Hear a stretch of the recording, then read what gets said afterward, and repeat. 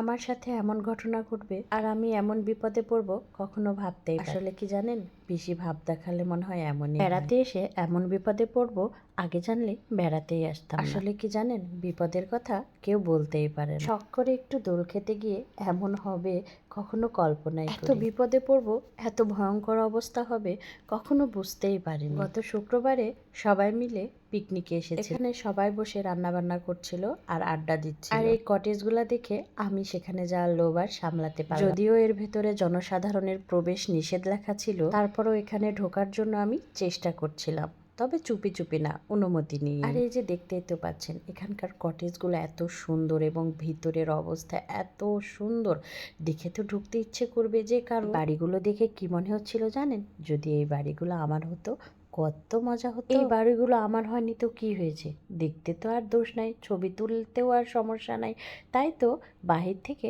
ছবি তুলছিলাম। দেখেন লাভের মধ্যে আবার লিখে রাখছে জনসাধারণের প্রবেশ নিষেধ।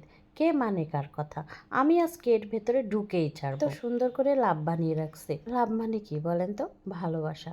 তাহলে ভালোবাসার জিনিসের মধ্যে আবার প্রবেশ নিষেধ, এটা কেমন কথা? আর এত সুন্দর সুন্দর দোতলা বাড়ি দেখে কার না ইচ্ছে করবে ভেতরে ঢুকতে। আর এরা লিখে রাখছে ভেতরে ঢোকা নিষেধ। নিষেধ হোক আর যাই হোক, আজকে কিন্তু আমি ভিতরে ঢুকেই ছাড়বো, যেভাবেই হোক। থামেন থামেন থামেন, আপনাদের আগে ভিডিও করে দেখাই বাড়িগুলো কেমন লাগছে, অবশ্যই কমেন্ট করে জানাবেন। তো এই তো বাড়িগুলা দেখাচ্ছি, আর অবশ্য ভিতরে ঢুকেও পড়েছে। ছবির মতো সুন্দর এই কটেজগুলা। ওমা, ঢুকতে না ঢুকতেই আমার মেয়ে দোলনায় উঠে পড়েছে। তো আজকে মহা খুশি, দোলনায় উঠেছে।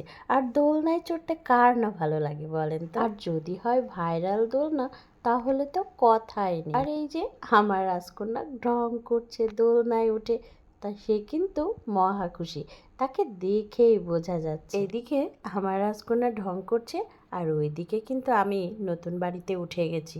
দেখেন এই বাড়িটা কিন্তু আমার খুবই পছন্দ হয়েছে, তাই তো সিঁড়িতে বসে বসে পোজ দিচ্ছিলাম। সুন্দর না বাড়িটা? দেখেন আমার ভিডিও করা বাদ দিয়ে আমার বোনের মেয়ে এবার দোলনাতে উঠে গেছে, আর দুই বোন দুই দোলনাতে উঠে কি ঢং করছে তাই না?